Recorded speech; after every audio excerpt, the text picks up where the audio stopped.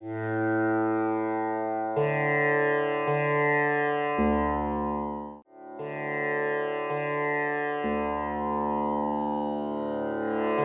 என்னும் குன்றா விளக்கம் மடி என்னும் மாசூர மாய்ந்து கெடும்.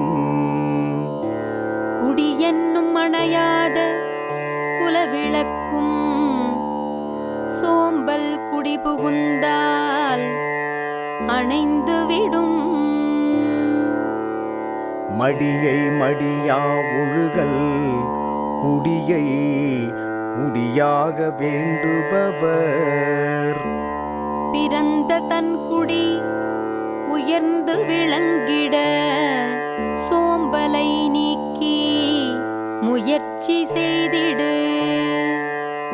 மடிமடி கொண்டொழுகும் பேதை பிறந்த குடிமடியும் தன்னினு முந்து. சோம்பலாக வாழும் அறிவற்றவன் குடிப்பெருமை சாம்பலாகிப் போகும் அவன் கண் முன்னே. குடிமடிந்து குற்றம் பெருகும் மடிமடிந்து மாண்ட உஞற்றிலவர்க்கு.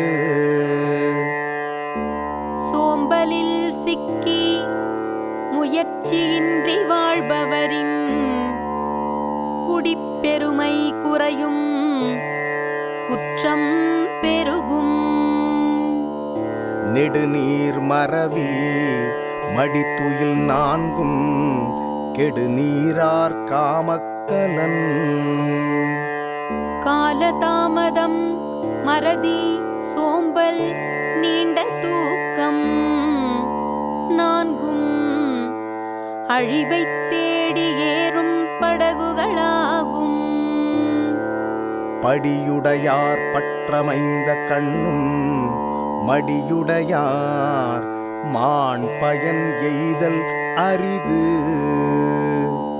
தலைவர்களின் உறவு தானாக வந்தாலும் சோம்பல் உடையவன் பயன் காண முடியாது.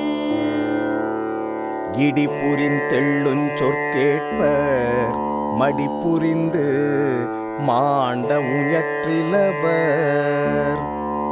சோம்பலை விரும்பி முயற்சியின்றி இருப்பவர் பிறரால் கடிந்தும் இகழ்ந்தும் பேசப்படுவர். மடிமை குடிமை கண் தங்கிற்றன் உன்னார் கடிமை புகுத்திவிடும். நற்குடி பிறந்தவன் சோம்பலுக்கு அடிமையானால் பகைவர்க்கு எளிதில் அடிமைப்படுவான். குடியாண்மையுள் வந்த குற்றம் ஒருவன் மடியாண்மை மாற்றக் கெடும்.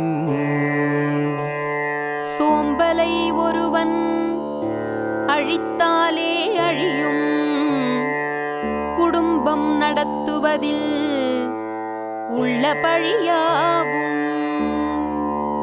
மடியிலா மன்னவன் எய்தும் அடியளந்தான் தாயதெல்லாம் ஒருங்கு. காலடியால் உலகளந்தவன் கடந்த இடத்தை சோம்பலில்லா தலைவன் அடைந்து விடுவான்.